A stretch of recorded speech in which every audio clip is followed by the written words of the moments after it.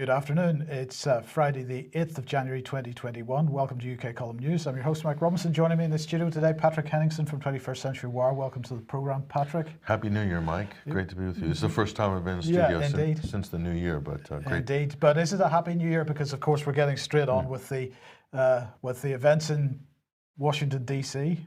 The chaos that has ensued in Washington, D.C. We'll get straight into this story, but suffice to say, I'm sure a lot of our viewers have already been abreast of what's happened. Of course, it's all over the front pages of UK, European newspapers, and has sparked righteous indignation right the way across the globe, where the hallowed citadel of democracy has been desecrated by these unwashed masses that have converged on the Capitol. We'll get to some of those reactions from some of the great world leaders around the world, their reactions to what happened in a minute. But let's just kind of explain what happened, how this kind of series of events was set into motion. Now, this is the first thing that you need to understand here, what was going on during this time, the same time as the protests.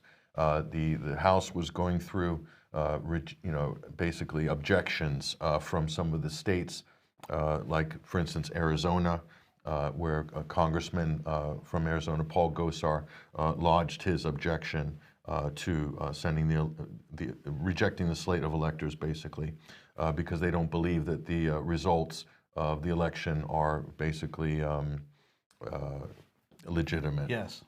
Because there's been reports of voter fraud, etc., evidence that has been submitted to the record. There are other states as well. There are senators backing this effort, Republican senators.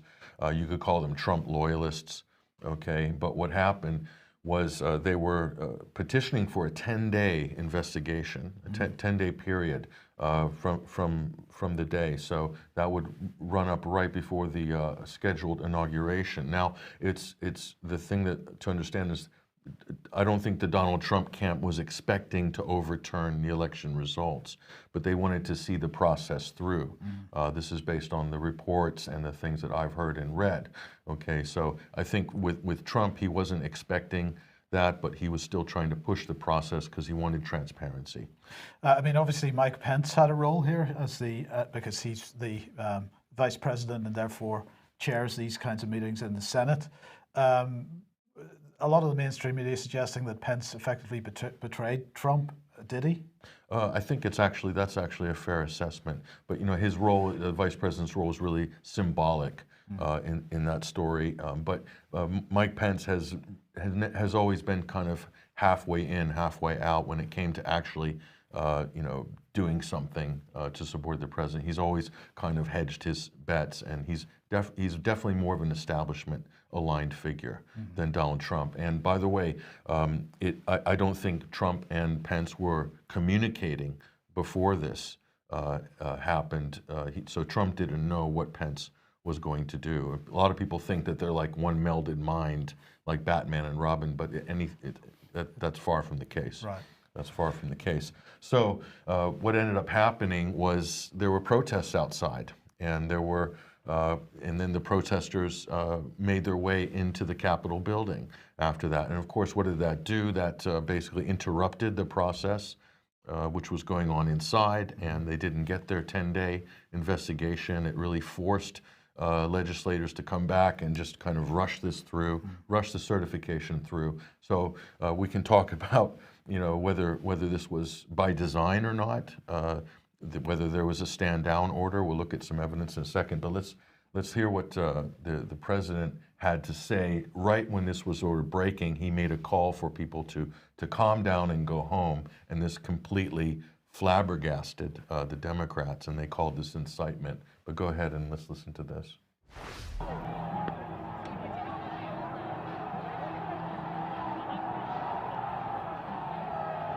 I know your pain. I know you're hurt. We had an election that was stolen from us. It was a landslide election, and everyone knows it, especially the other side. But you have to go home now. We have to have peace. So Trump made that statement, and he posted that on Twitter. And then what happened? Twitter did not like that, and they put a temporary ban on his account unless he manually deleted that tweet. So it seemed like Silicon Valley didn't want any evidence that the president was calling for people to, was calling for peace and for protesters to stand down, because that went against the mainstream media and the Democratic Party's narrative that he was inciting riots. So, I mean, this is just an unbelievable situation with Silicon Valley, completely dishonest and totally Machiavellian in how they're coordinating with Joe Biden's office and also with the mainstream media to create this narrative that Donald Trump was inciting violence, inciting riots, and when in fact he had no control over the crowd. He, as far as I can see, looking at all of his statements here that we've read through, there's no incitement in any of these speeches. So, I mean, in that sense, the media reporting is fake news. So the next thing was he was being branded a terrorist leader. Well, here's the left-wing vanguard, a typical reaction. This is David Korn, one of the great purveyors of the Russiagate mythology, but no surprise here. Donald Trump is now a terrorist leader. So you can see this is the really heavy rhetoric coming from the left-wing media, but also from the Democrat Party itself, from Joe Biden itself. We'll play his words in just a few minutes. But yeah, that's the general narrative. Now we'll get into what happened and some of the provocateur aspects of this in a second. We'll do a quick summary of that. But this is just too much here. Let me just show this next image. This is Representative David Trone, a Democrat from Maryland, and a lot of the Democrats were putting these Alexandria Ocasio-Cortez. They're all putting these kind of, oh, I'm safe, everything's okay. We've been. It's like a Hollywood movie was taking place, like President Down or Washington Down or whatever. And here he is with this bubble over his head. So I think some of the Democrats were more afraid that the Trump supporters weren't wearing masks and maybe would spread COVID. And so they sort of treated it like a biological attack. And not everybody was wearing these John Travolta, Boy in the Bubble sort of costumes or whatever. But I mean, this is how hysterical. You see the virtue signaling here. This is the ultimate victimization, virtue signaling. I mean, it's just so over the top. The media coverage, the political reactions was really over the top. Now, some serious things did happen. And in fact, some people were one woman, unarmed woman, was shot. Some people say executed at very close range, who was inside the Capitol building. And there's so many details to what happened here. I mean, I've got two observations on this. First of all, if we looked at the BBC coverage of this, it was all very emotive language, riots, people storming it was almost like they were storming the Bastille sort of thing. And they had the video clips of it, and you compare their headlines and you compare their words to what was actually in the video. And it was like two completely different events. Yeah. So people were being well behaved. They were not rioting. They weren't throwing things. They were walking in. It was almost like a party atmosphere. So the media coverage was absolutely appalling. The other thing that was quickly done yesterday, I noticed, particularly in the Daily Mail, was that there was an attempt to then destroy the reputation of the lady that was shot and killed. Now, she was an Air Force veteran, but they were bringing up dirt from her past of various domestic problems that she was clearly having, and trying to paint a picture of somebody who was, off the rails. It's really a shameless hit piece. Yes. Basically, she was unarmed. There was no reason to have done a headshot. So it was a kill shot to the head. I think it was either Secret Service or it was DC Police, but it wasn't a uniformed officer. Obviously, I've seen all the videos. We've seen all the videos. We can't show those videos because it's a live execution. But you can go on Twitter and you can see these videos if you search, or they're basically on a number of websites like Conservative Treehouse has all of the videos archived there. So, I mean, it was you could call it an execution. There was no reason this woman didn't pose any threat to the lives of anybody in there. She wasn't showing a weapon or anything like this. So, why they did that, what's the real story behind that? Was there an order to set an example, or was this just somebody who's trigger happy? I mean, and we'll notice that there's no George Floyd style moral outrage over what happened there. none at all. None at all. She won't be given any martyr treatment or anything like that. So, but just further on from this, the next thing that we'll show here is here he is. This is Representative Trone from Maryland. I mean, unbelievable, really. I mean, he's taking a selfie just to kind of make this point to the public, and he's kind of putting himself in this kind of Hollywood thing. I mean, this is the age of social media. As we said before, politics is the new Hollywood. Politics is the new Hollywood, and here, this is a perfect example of that that term, that thesis. So, based on all of this, Mark Zuckerberg made the executive decision, CEO of Facebook, to cancel Donald Trump's Facebook account indefinitely, his Instagram account as well. So we had Silicon Valley, Twitter, and Facebook basically taking the president offline. This is a sitting president. So they have acted as jury and executioner on what are arguably the biggest platforms, much bigger, in fact, than the mainstream media globally. And they've shut down the president here. This is what Mark Zuckerberg says. It's quite a lengthy statement, but considering the historic ramifications of this, it's really important that we give this proper airing here. And this is what he says: the shocking events of the last 24 hours clearly demonstrate that President Donald Trump intends to use his remaining time in office to undermine the peaceful and lawful transition of power to his elected successor, Joe Biden. That's Mark Zuckerberg's opinion, by the way. That doesn't necessarily reflect a reality. But here we go. His decision to use his platform to condone rather than condemn the actions of his supporters at the Capitol building has rightly disturbed people in the U.S. and around the world. So this is a global issue, Mike. So Donald Trump has disturbed the airs and graces of the good and the great globally, in fact. So Zuckerberg continues, we removed these statements yesterday from Facebook because we judged that their effect and likely their intent would be to provoke further violence. Okay, so Donald Trump is not responsible for what his supporters say or do.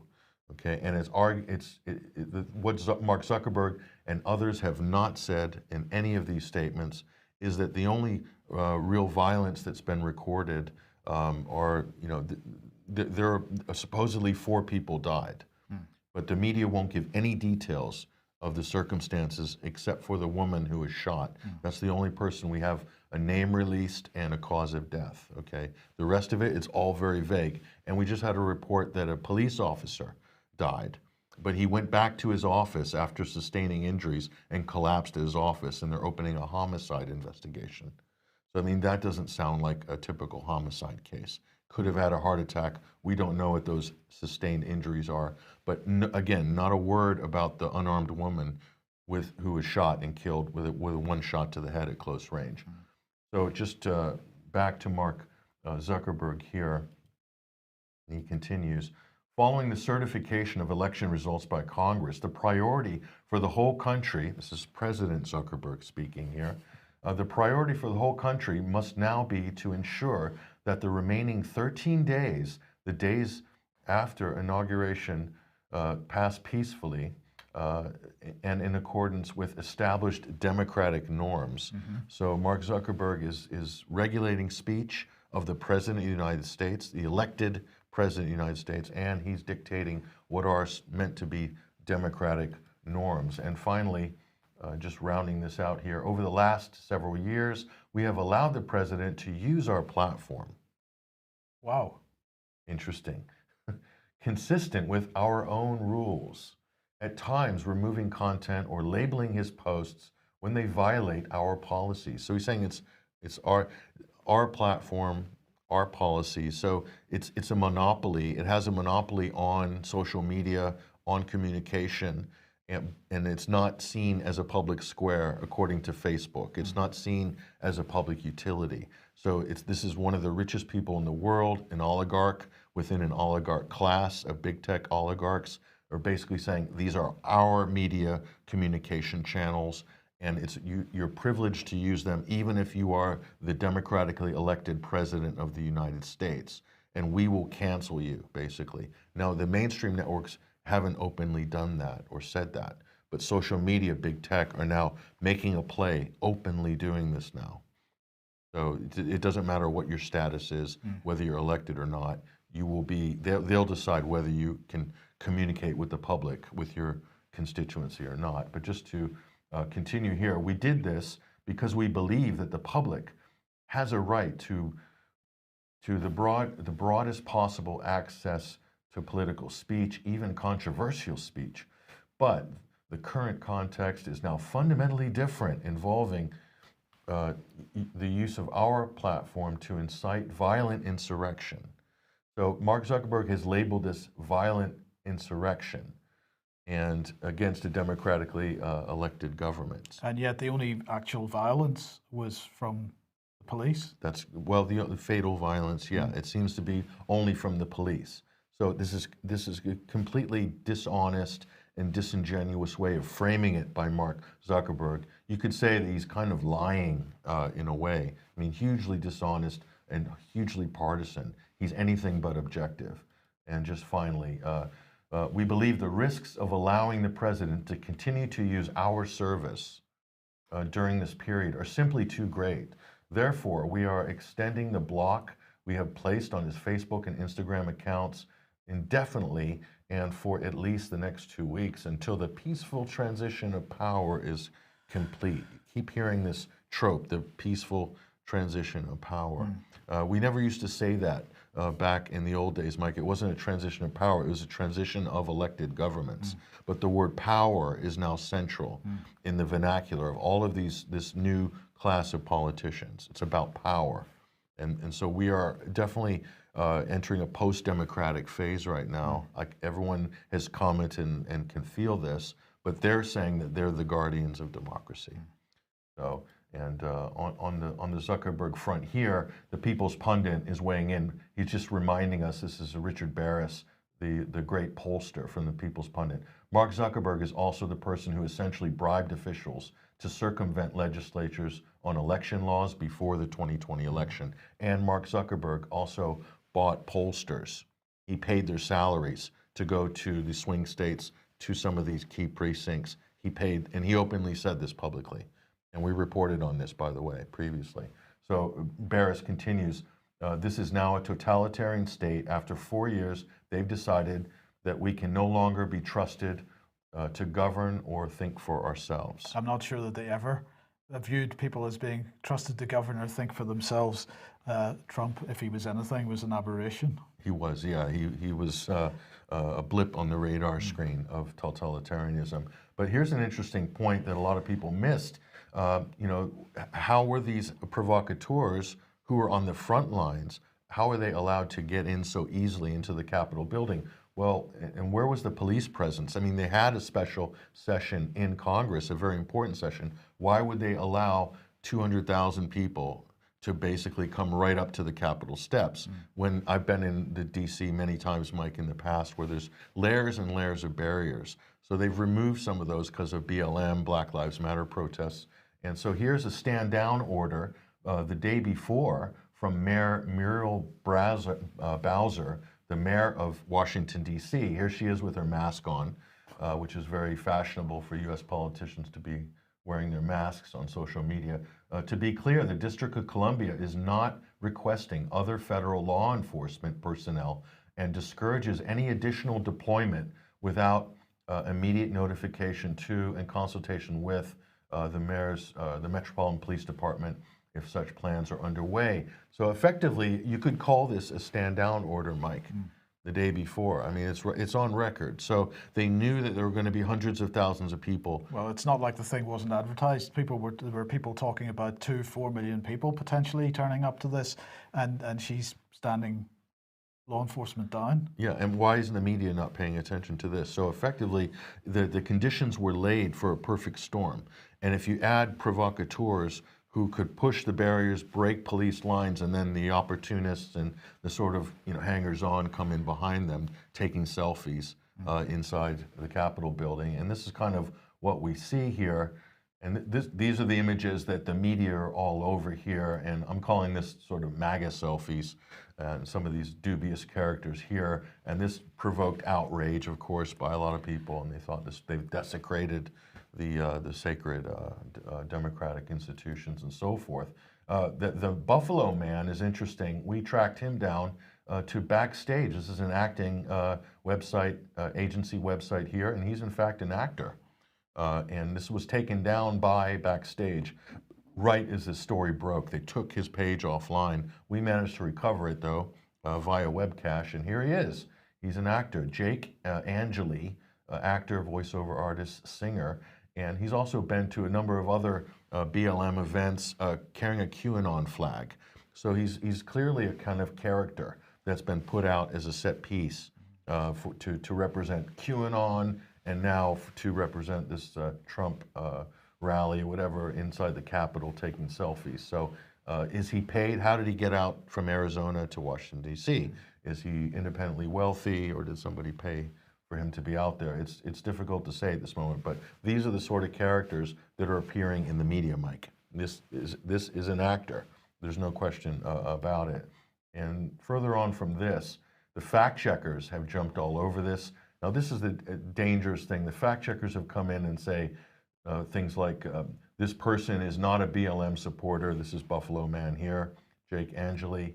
And so they're jumping on the narrative immediately, basically to try to shut down any questions. And this means something because they're putting pressure on social media companies. I'm talking about Reuters, USA Today, and all these fact checkers to pull down posts or throw roadblock labels over posts. Here's another one here. Fact check. Members of Antifa were not identified among the rioters at the U.S. Capitol by facial recognition company. What they're really saying is there were no Antifa agent provocateurs. And how could they make such a statement? Because they don't know. So they're picking out some obscure claim like a facial recognition company identified Antifa people, which may or may not be true, but they're using this to squash any questions about agent provocateurs. So I can't tell you, this fact-checking culture is just completely out of control. Out of control and extremely dangerous. It is, because fact-checking is not journalism. There's a whole context involved. How can you make such definitive statements after only a few hours after the event? So, and basically it's to try to control the narrative 100% and just button it down and make everything airtight. And this is the moment, you can see that's Ashley Babbitt with the red circle, and she was the woman from San Diego, who you mentioned before, Mike, who was shot and killed. Just on the left-hand side, the furthest window into that hallway is where the Secret Service or the DC police officer fired her handgun. So, you know, he was at close range, so he would have been able to see whether she had a weapon or not. There's no question. So you could say, why was this done? You know, and there were police coming up the stairs behind her as well. That's a whole rabbit hole we don't want to get into too much. So Joe Biden was very quick, Mike, to the mark. And here is Joe Biden's statement to the public. Let's listen to this. Yesterday, in my view, one of the darkest days in the history of our nation. An unprecedented assault on our democracy. An assault literally on the citadel of liberty in the United States Capitol itself. An assault on the rule of law. An assault on the most sacred of American undertakings, ratifying the will of the people in choosing the leadership of their government. All of us here grieve the loss of life, grieve the desecration of the people's house. But what we witnessed yesterday was not dissent, it was not disorder, it was not protest, it was chaos. They weren't protesters. Don't dare call them protesters. They were a riotous mob, insurrectionists, domestic terrorists. It's that basic, it's that simple. Domestic terrorists. So we're absolutely building this narrative of people being equivalent to, what, ISIS? Yeah, so basically civil disobedience which is effectively what you saw yesterday. Like it or not, whether you like Trump supporters or not, whether some of them are waving QAnon flags or some provocateur is shot by Getty Images carrying a Confederate flag through the Capitol, one person out of 200,000. Whether you like it or not, that is civil disobedience by definition. It's not rioting. They didn't burn anything down. Some people did break windows.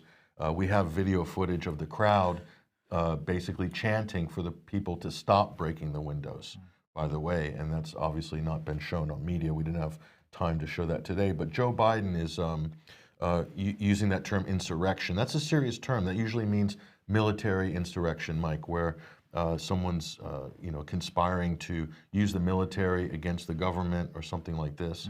That's a coup d'etat. So they're banding these terms around very casually. Joe Biden, by the way, was slurring his speech through the entirety of that address and others. He can barely make it through any of these public statements. I mean, it's really sad and kind of embarrassing, but nobody's really pulling him up on it or pulling the Democrats up on it, like that he's slightly absent-minded.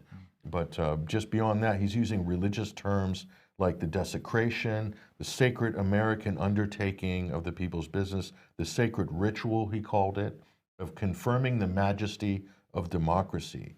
And so a lot of these religious terms associated with democracy, this kind of, I don't know how to describe it, but it's really weird, in fact, and we're seeing a lot of this. So we just have to remind Joe Biden that this was just, Mike, not long ago, well, June 1st, 2020.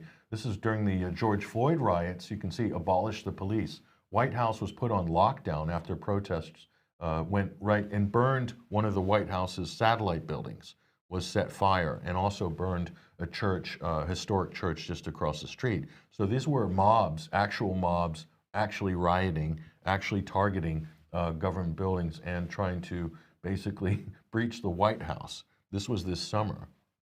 Okay, and here it is again. These are the streets surrounding the White House here. You can see a car overturned in this particular one. So, a very short memory in terms of, you want to talk about insurrection or rioting and things like this, but complete silence by the Democrats. They supported all of these actions because it was against a branch of government that they didn't control.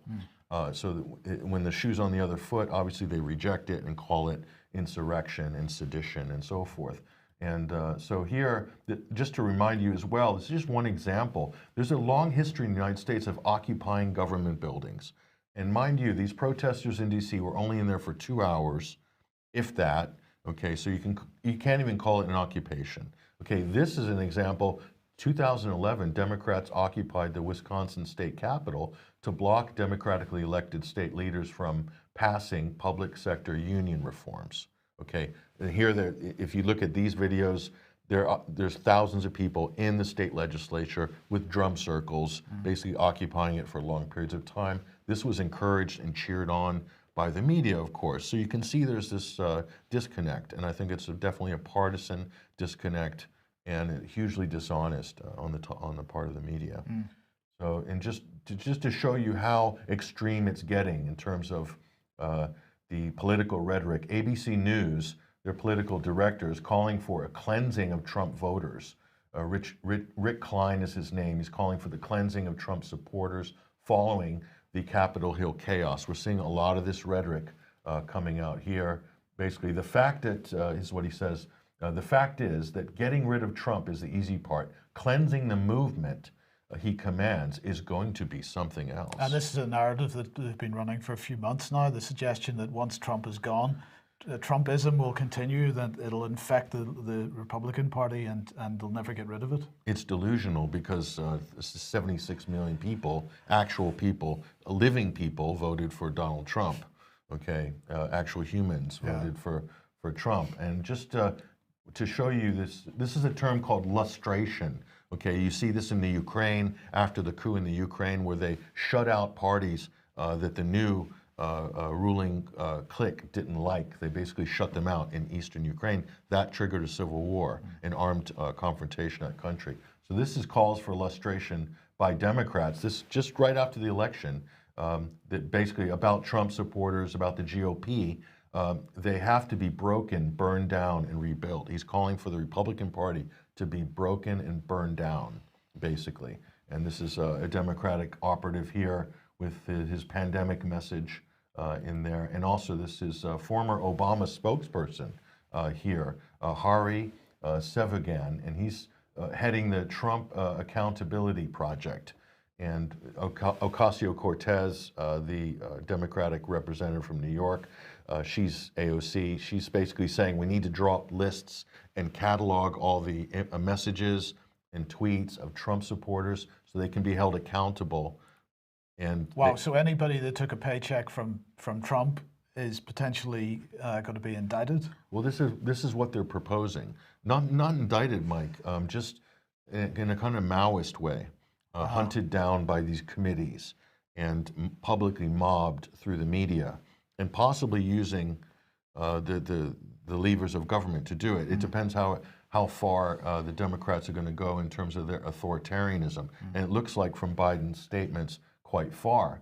And not only that, they're wanting to remove senators and congressmen who supported the elector challenge, including Missouri Senator here, Josh Hawley. And Simon & Schuster just canceled his book contract.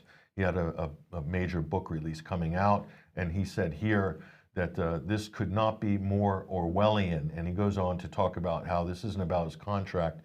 He's not talking about his contract dispute. He's saying this is a direct assault on the First Amendment. Only approved speech can now be published.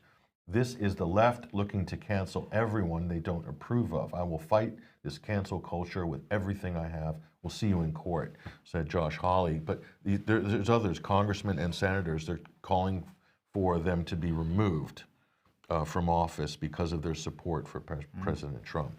So this is incredible. So here we have the righteous indignation here. Now this is the big parade, the global parade here. Joe Biden, and we talked about some of his statements. We heard his statement earlier, but the important key word here is these words like extremists and lawlessness, and he goes on to talk about this is not dissent, this is borders on sedition. There's a specific definition for sedition, and taking selfies in the Capitol building and doing a live stream from Nancy Pelosi's office isn't exactly sedition. It might be kind of a high-level political prank. Rioters, insurrectionists, domestic terrorists. Here's Phil Murphy, New Jersey governor, again with his mask. He's calling it an attempted coup at the U.S. Capitol, and he called to deploy the National Guard. These are the people that said that Trump was overstepping his authority to deploy the National Guard during the summer when Washington, D.C. was under siege from BLM protesters. So again, it's a war of rhetoric. Going around the globe, another great champion of democracy here, Emmanuel Macron. We believe in democracy. Hashtag we are one. And this is France in lockdown with some of the most draconian laws right now. They're basically holding massive protests back right now in France. Half the country want him actually thrown out onto the street and maybe in a jail somewhere. And so he's pontificating on the virtues of democracy. And here's the British Prime Minister looking quite maskless. Quite well. He's chipper and healthy there, but let's get him into Halloween mode. That's the Boris we know. Disgraceful scenes in the U.S. Congress. The United States stands for democracy around the world, and it is now vital that there should be a peaceful and orderly transition of power. Now, who is Boris Johnson to be lecturing about democracy right now, considering the state of the UK and parliamentary democracy? Constitutional law in this country is in quite a state. But this man would know a thing or two about democracy, Mike. This is Charles Michel. He is the EU Council President. The U.S. Congress is the temple of democracy. To witness tonight's scene is a shock, and so forth. So again, he knows a lot about democracy. Here's another person who knows about bringing democracy to the people of Libya, Afghanistan, and other places. This is Jan Stoltenberg. And what does he have to say? Shocking scenes in Washington, D.C. The outcome of this democratic election must be respected, says Jan Stoltenberg. And here's Tony Blair's disciple, Jacinta Ardern, the Prime Minister of New Zealand. And like so many others, I've been watching what's happening in the United States, and I share the sentiment of my friends in the U.S. What is happening is wrong, she said. Let's put her in her garb as well. She's got Mike Hoskins' portrait there on what looks like, well, it's supposed to be a mask, but it looks something like something else. It looks like something else, maybe a thong. And here she is, more virtue signaling democracy, the right of people to exercise the vote. Now, the irony here is all these people are basically saying that this is a horrible desecration of democracy, but the people were out protesting election fraud. Yes. So they're out to defend their right to vote. And of course, this is being brushed aside and dismissed by all of these virtue signaling leaders. And here she is. She had to weigh in as well. This is Nicola Sturgeon, party chairman, north of the border. And the scenes from the Capitol are utterly horrifying. Solidarity with those in the side of democracy and the peaceful transition of power, etc. Shame on those who have incited this attack on democracy. And there she is. That's the Nicola there with her designer mask. Let's call them the guardians of democracy, Mike. You can see them lined up here. And this is what the U.S. rhetoric is going to look like going forward. You're going to have all of these so-called democratic leaders virtue signaling with Joe Biden as their godfather and basically meting out foreign policy, freedom and democracy globally. The guardians of democracy. They'll call it the League of Democracy. Well, if these people are the guardians of democracy, let's just look at the type of democracy that they are upholding at the moment, and particularly Nicola Sturgeon, because let's have a look at something that was tweeted out by earlier on today of the police entering a home in Scotland. Let's just have a quick look at that. My house. That is bullying. Right? Come on. Not bullying. Yes, it is. It's my house. Get out of my house. I did not ask you in here. Get out. We could have forced the door if you didn't open it. For what offence? For what offence? Because of suspicion that you have people within the address that do not belong here. I am a woman of this land, right? Women of this land are not, doesn't matter. Strong man. Get out of my head. Get your fucking body out of my fucking house. Absolutely not. You Right now. again, I'm going to lift you for a breach of the peace. Oh, just stop it, man. In my house. Yes. In my house. Yes. I do not think so. Oh, trust me. What's wrong? What the fuck is wrong with you, mate? Right, no. Mum, Hey. no, please, my mum's no. Please stop it, my name, no. Please stop it.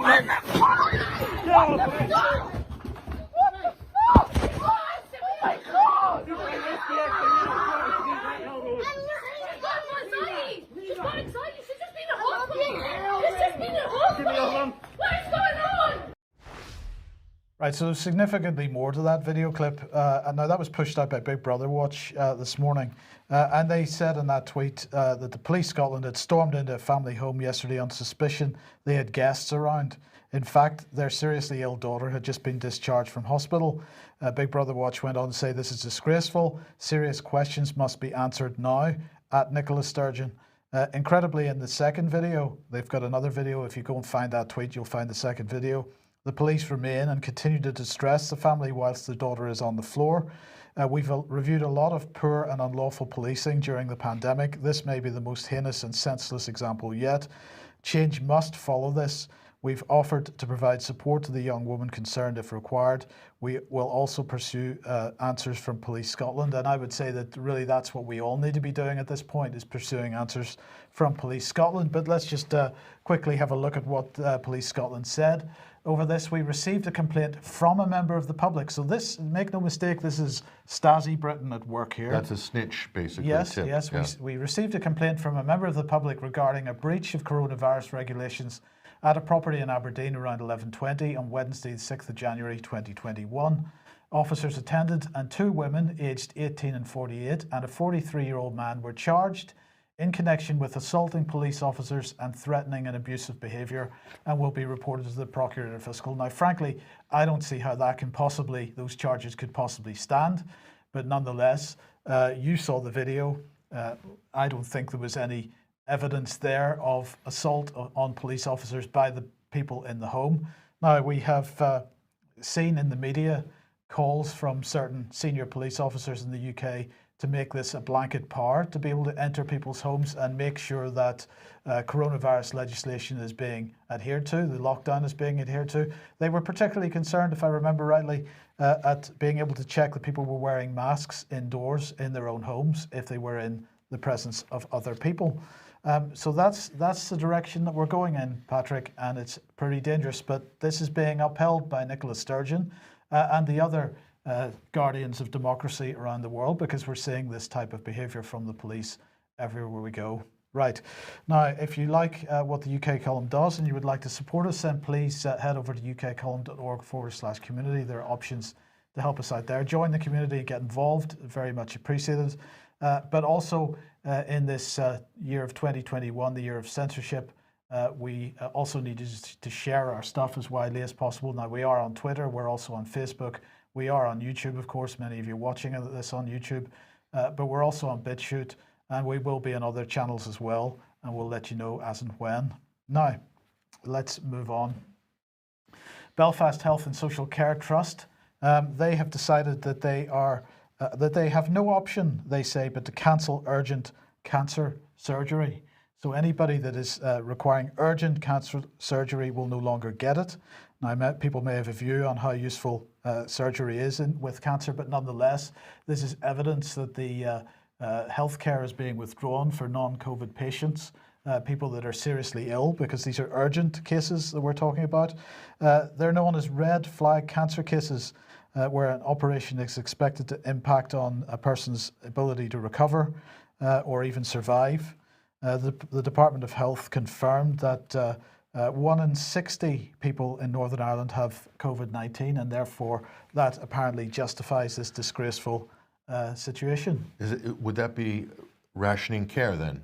Absolutely, we are talking about rationing care. For cancer sufferers. For cancer sufferers. We're seeing rationing of care for people with a wide range of illnesses, not just cancer. And of course, as we've been making the point, Patrick, since the beginning of this thing, this was only ever going to result in excess mortality.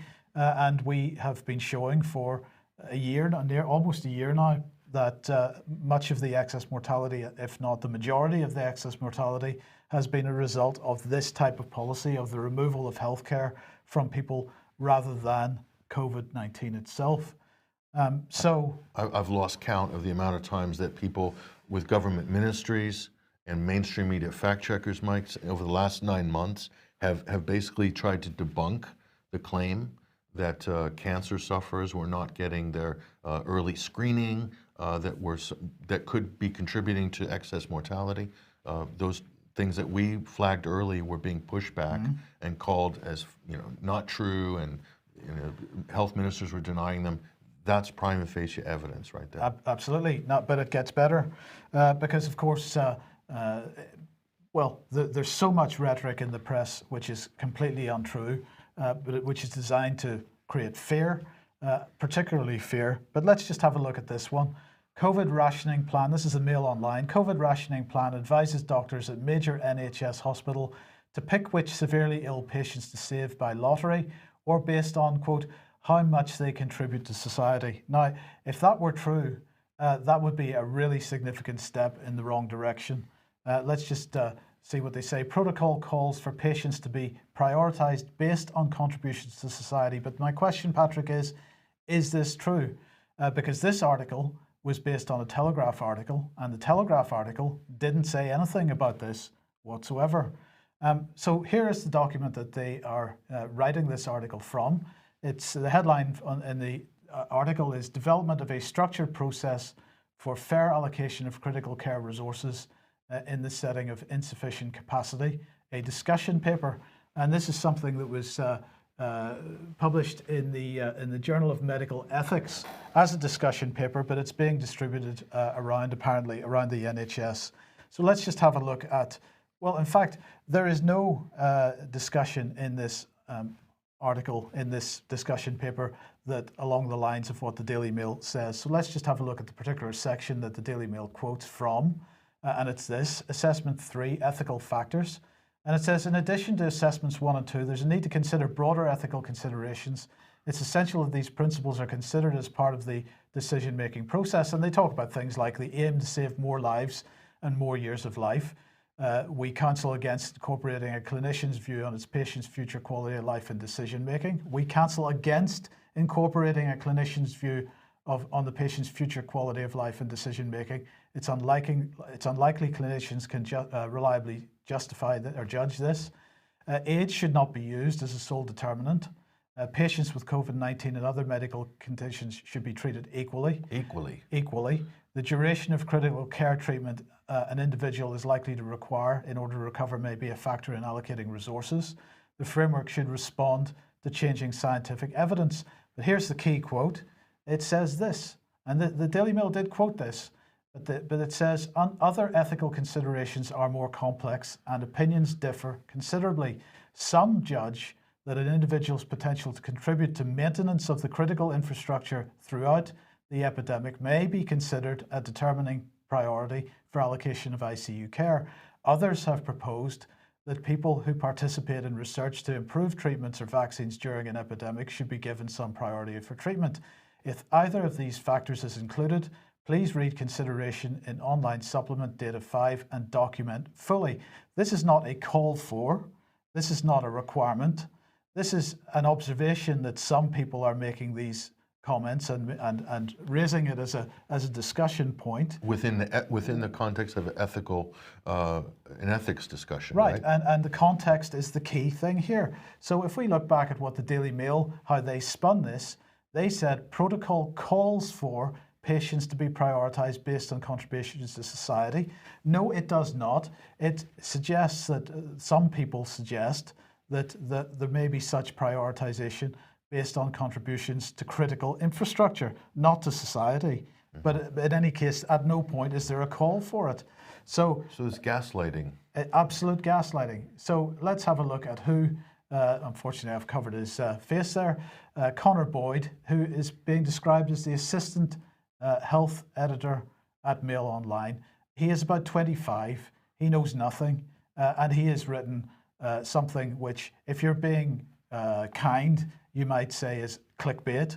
If you're being more, shall we say, more analytical about it, we are seeing so many of these types of articles appearing in the mainstream press, which are designed to either put fear in people or to create a reaction. And the reaction is then followed and tracked across social media. It's looking at how material is spread. It's also looking at the responses to the headlines. So often the government is looking to see what kind of response do we get from people when we put an emotive headline like this in the press. So I'm not sure what the motivation was for publishing this article, but it absolutely is fake news. And what I want to know, Patrick, is where are the fact checkers? Where were the fact checkers when that article was published? Oh, no. That's not to be fact checked. Because look, there's two ways you can go with this, Mike. Yes, there is rationing of care, but he's not reporting on it there. He's not reporting on real rationing of care. He's created a clickbait story. Yes, I see where you could go with that issue, how he's interpreted it, but it's still not factually correct. It's bad journalism. But the worst part about it is by gaslighting that particular paper, he's basically gaslighting away from the real ethical conversation. And ethics and morals are the thing that is missing throughout the, quote, pandemic. There is no discussion of ethics, let alone morals. And it seems that SAGE is totally devoid of any of this from day one. The whole concept of lockdown deaths, that's just verboten in government circles and in the mainstream media. That's to do with ethics. That's in that discussion paper. A lot of great points came up, things that should be influencing policy. And what's the Daily Mail doing? They just spun it into a clickbait story. And I'm sure they made a lot of money from the ads out of that. I'm sure they did. And I'm sure the government gathered a lot of intelligence on it as well. But the question then is, what is the situation with bed occupancy in the UK? Well, here's The Guardian from today. Dire warning that London's hospitals could be overwhelmed by COVID. Now, look, I'm not going to take credit for what I'm about to show here because there is a meme going around social media, which shows all the articles that I'm going to show. I've just displayed it in a slightly different way. But this is the key point. This is 2021, or at least the winter of 2020, 2021. This is from today. And this is the basis for ramping up lockdowns. Yes. Save the NHS, get us out clapping again. Yes. On Thursday? Is it Thursdays on again? On Thursdays, yes, absolutely. But let's just go back through history and see other Guardian headlines about the NHS. So that's 2020.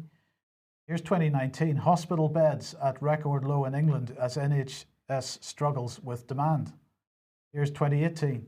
NHS intensive care units sending patients elsewhere due to lack of beds. Isn't that happening now? That's been in the headlines the last couple of days. Supposedly. Yes.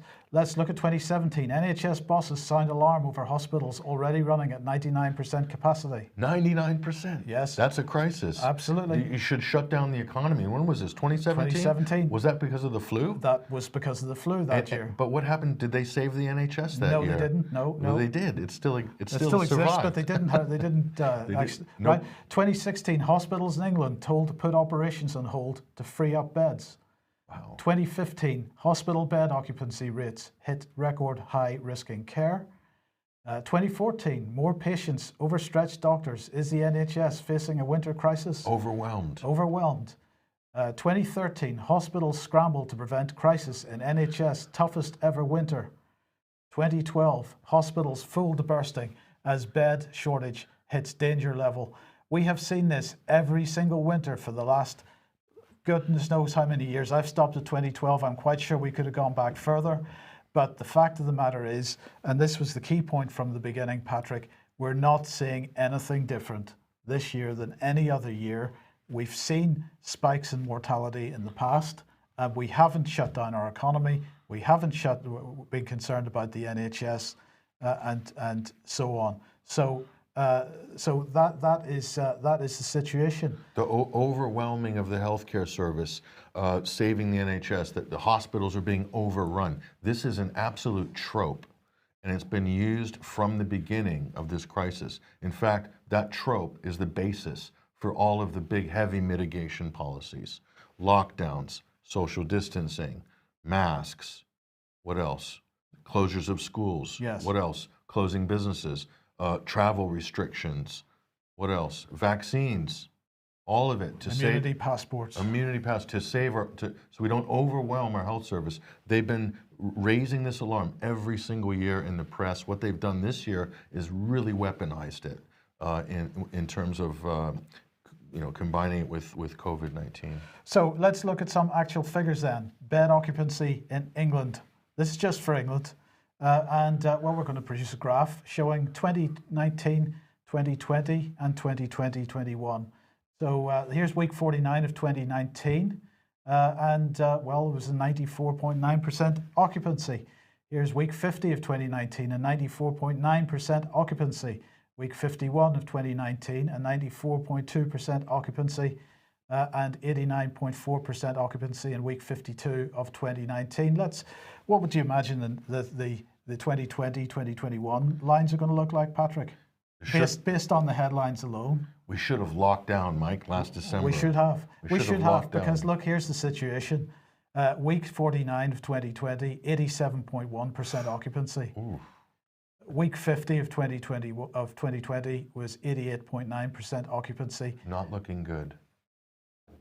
Week 51, 88.6% occupancy. Week 52, 82.7% occupancy. So occupancy this year is significantly lower than it was last year, but this year we're seeing headlines with ambulances parked up outside of A&E departments because apparently they can't get the people in the ambulances out of the ambulances and into the A&E departments. So, Mike, but I'm looking at this graph here, and how can this be true? There's a pandemic on.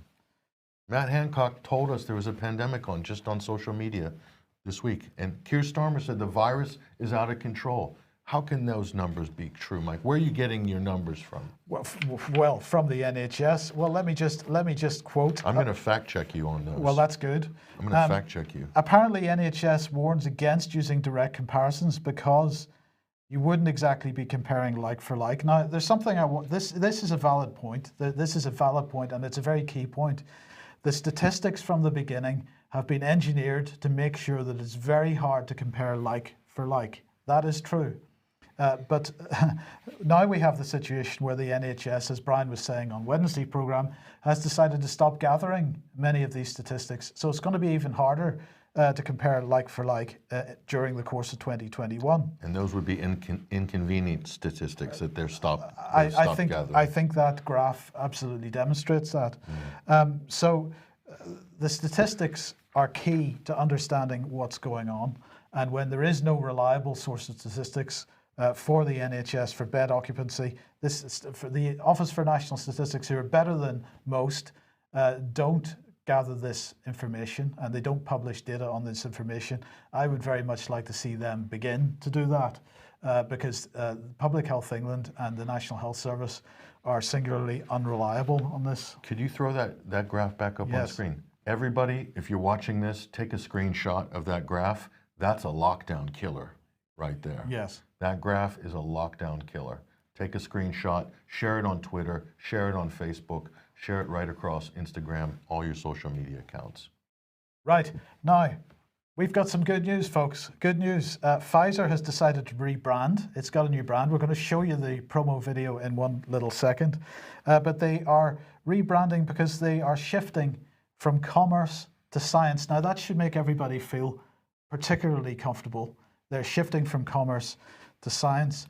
So let's just have a look at their little video. This is their logo through the years. We get to 2009 and the one we're familiar with, but this is the new logo, the new graphic. This is really exciting. So what's this about? It's a logo inspired by DNA's double helix structure. The rebrand comprises an identity overhaul, complete with new typeface and dual-tone color palette. Most recently, Pfizer partnered with German biotech company, according to the press release, BioNTech, to develop a COVID vaccine. It was announced in November 2020, and the vaccine had a nearly 95% efficacy rate, they say.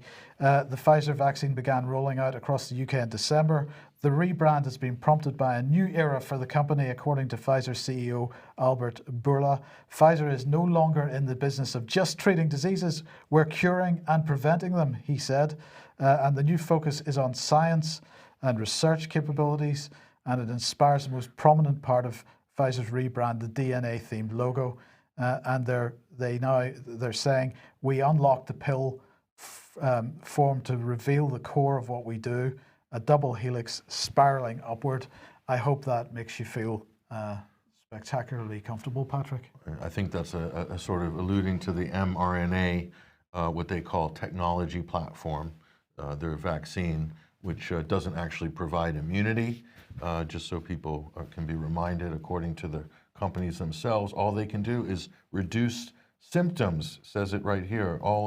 We can only promise that these will reduce symptoms. So, Mike, if it doesn't provide immunity, and if it only reduces symptoms, then can you call it a vaccine? Because vaccines are meant to immunize. Is that correct? That is correct. So really, what are they doing? Providing a treatment? Is that really what it is? So if it's a treatment, well, there's a lot of other things that you could do to reduce symptoms. Aspirin, we have Advil, ibuprofen. We have a whole list of different drugs that you can use. Hydroxychloroquine, ivermectin, to reduce symptoms. It's just an endless list. So they're not providing immunity. So it isn't about immunizing the population. The language is completely fraudulent in that sense. The marketing bump that they're putting out, that are being repeated by government health ministers, I mean, that alone should, the mainstream media should be up in arms that there's that level of deception going on, yet we hear nothing. Total crickets. No, indeed. Instead, we get headlines, front pages like that one. Well, I'll show you some of the recent propaganda. I'll just show you these first. I mean, if you go to your newsstand, know that your newsstand is really an advertising point of sale for pharmaceutical companies and for the government as well, who's buying advertising, right? So the local press is interesting, Mike. This is the Western Morning News. Big spike in COVID-19 cases for under 30s. And so more of a nuanced propaganda operation for the local and regional press. So they're trying to say that young people are suddenly at risk of COVID now after 9 months. So that's that sort of propaganda. In the back, we have the government full-page spread, probably above rack rate in terms of ad rates. So they're doing, of course, this is good for the newspapers who are dying on their feet. Let's vaccinate Britain. This is Labour Party's new campaign, and the Daily Mirror are running point on that. And perversion of the flag, a kind of blood red colour there. Bloodstained Union Jack. Let's vaccinate Britain. So a force for good, they say. That's the Mirror. And then a call to arms. Of course, we're getting the hints that the army will be helping to deploy because the government has failed miserably to get enough people vaccinated quickly enough. So the army is going to be called in. That's right. And this is the Sun. This is today. Jabs Army, they're calling it here. And of course, on the back, again, the government full-page spread, above rack rate in terms of ad rate. So obviously the Sun's very happy about that. So you can see everyone's scratching each other's back. A shot in the army. What do you think they're alluding to there, Mike? The same thing, the army on the streets. So we need the military on the streets to what? Help vaccinate people? Or gather them up for vaccination. I'm not quite clear just yet. Yeah, it's strange. But on the back, that's the Mirror again, full-page spread. So it's good. That's a valuable piece of real estate. And then here, a giant step for mankind. One giant step. Hope. And this is, if you look closely, go back on screen. This is the AstraZeneca logo at the top of that syringe. I mean, is that not the most bombastic piece of front-page advertising, corporate advertising ever? And it's got a rocket blasting off, and of course Boris is there to help with this moonshot. So one giant hope. So is this what Western civilization has been reduced to, Mike? That's our greatest human achievement, is this rushed experimental vaccine from this corporation and Pfizer and all these others who are drowning in lawsuits for liability and injury and bribing regulators and so forth in America.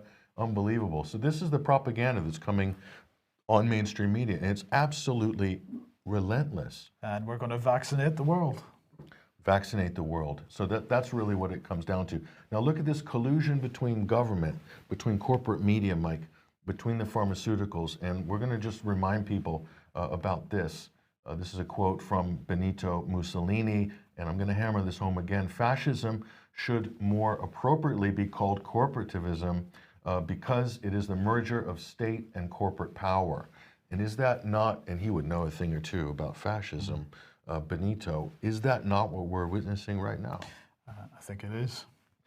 Now, on Monday, we were talking about the notification of infectious diseases, and we were highlighting a statement from Public Health England, let's put it on screen, saying that registered medical practitioners in England and Wales have a statutory duty to notify their local authority or local health protection team of suspected cases of certain infectious diseases. And we were making the point that there was this being sent around, the No IDs weekly report, statutory notification of infectious diseases in England, Wales, week 51 of last year, that there had only been 50 notifications during that week.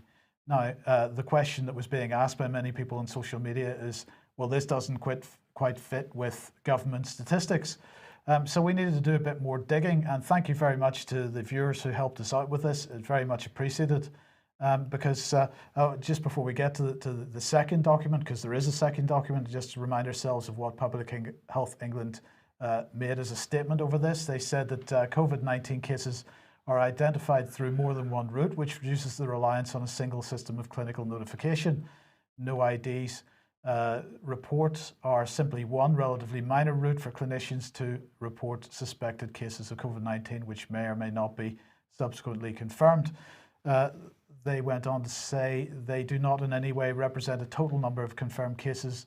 The national total for confirmed positive cases is published daily on the COVID-19 dashboard, and we were asking on Monday how this could possibly be, since there's a statutory requirement to notify. So we weren't quite agreeing with this statement from Public Health England, or at least we were asking questions about it. But anyway, it turns out there is a second document. It's this one. The statutory notification of infectious diseases causative agents document. So the first one that we showed with the 50 cases is notifications that are made by GPs effectively. And this one is the one that's made by the testing laboratories. Okay, so the numbers are significantly bigger in this one. So let's show you what it showed for week 52. And as you can see, if you look at that section, SARS-CoV-2 coronavirus, you see the numbers are quite high. So in week 52, they're claiming 235,250 positive tests. And that's the number for not just PCR tests, but also lateral flow tests. There's no indication there about whether that number, what proportion of that number is PCR and what proportion is lateral flow tests. And of course, Patrick, as you know, the government guidance is that if you get a positive test from a lateral flow test, you then have to go and get that test confirmed with a PCR test. So there's no indication here how many of those test results are duplicates, because somebody got a positive test with a lateral flow test and then had that confirmed with a PCR test. There's no indication about what that is. But something else that struck me about this particular table was this line here, SARS-CoV-2 total antibody negative, because the line that we showed you a second ago was for PCR and lateral flow. These are there for various antibody tests. And what we see there is for the people that were testing negative on the antibody test, there are about 6,000 a week, 6,000 to 7,000 a week for most weeks in that table. But for week 49, for some reason, there were 240,000 negative tests. And on the line below, the positive tests are about 56,000. So there are outliers in week 49. And so I asked Public Health England why that was. And they said the large number of antibody tests notified in week 49 were a batch of results reported by a national research study. Now, the only national research studies that I'm aware of, and somebody can correct me if I'm wrong about this, are the ones that are being run by Ipsos Mori. Many of our children have been receiving letters from Ipsos Mori asking them to volunteer for this testing. And in fact, in a number of cases, children have been sent home from school as a result of somebody testing positive through this test. But nonetheless, that explains that line as well. So that's why there were only 50 on the original document, and I just thought it was important to clarify that for people. Because that went viral. Yes. For about a week or something like that. So the implication was, this is just crazy, and this debunks the government's conspiracy. And while that may be true to a degree, yes, the government is cooking the data, so to speak. That particular piece that went viral wasn't actually correct. It was too extreme. And it's very easy that the mainstream media, the government, or the gods of tech will look at a situation like that and use that as an excuse to basically censor social media and to clamp down on, quote, disinformation. So, we're advising people to, if it looks too good to be true, oftentimes it is. It is. And so use your skeptical tools of inquiry when you see things like that. Double check, triple check. In this case, what happened? Some of our viewers contacted Public Health England, yes? Well, I contacted Public Health England, but other people were contacting Public Health England as well. And in fact, Public Health England, by the sound of things, were receiving quite a number of inquiries about this. But look, you made the point about the fact checkers earlier on. The fact checkers were right on this. This was another one that they were right on, trying to debunk. And our favourite fact checker in the UK, Full Facts, otherwise known as Full Fact, they produced a major report on this particular issue. So it's too bad they can't take the government to task as much as they're taking the or the Daily Mail, as we saw in that article earlier on. Instead, they're just chasing the plebs online, yes. Right? Yeah. Okay, so with that, we've got to leave it for today and for this week. Thank you very much for joining us today. Patrick, thank you for joining us. We'll be back at 1 p.m. as usual on Monday. And I hope you have a great weekend in the meantime, and we'll see you then. Bye-bye.